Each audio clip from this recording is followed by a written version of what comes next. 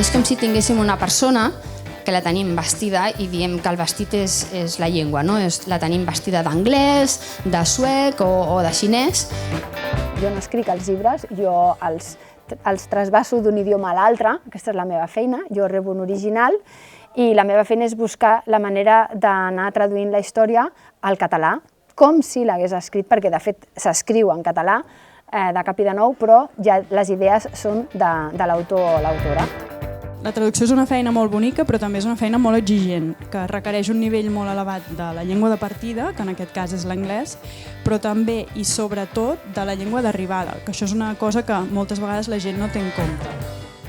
Com que m'agradaven aquestes dues coses, el món del llibre i les llengües, vaig estudiar traducció i vaig viure un temps fora i tot, i això em va fer com decidir que volia formar part d'aquest procés i he acabat sent traductora, que és molt exigent, però és molt bonica i molt gratificant, la veritat. I tinc la sort de poder-m'hi dedicar.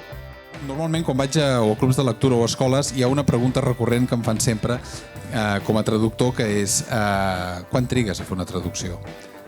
Un dia? 2 anys? En el cas d'una traducció, jo sempre explico que començo llegint el text original.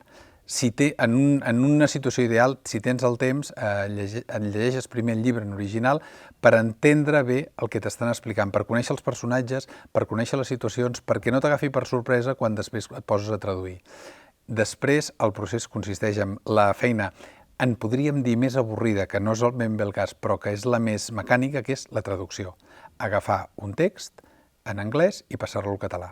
Quan s'acaba, hi ha uns processos que poden durar de més i de menys, que jo els dic de revisió, que es tracta de tornar a llegir el llibre amb l'original al costat, amb totes les eines que puguis tenir al costat per aclarir dubtes, i finalment, després d'aquestes revisions, que podrien ser una lectura, 2 lectures, fins i tot 3 lectures revisables, si tinc temps, que normalment el tinc, procuro fer una cosa que és oblidar-me de tot el que hi ha al voltant del llibre i llegir-me el llibre en català.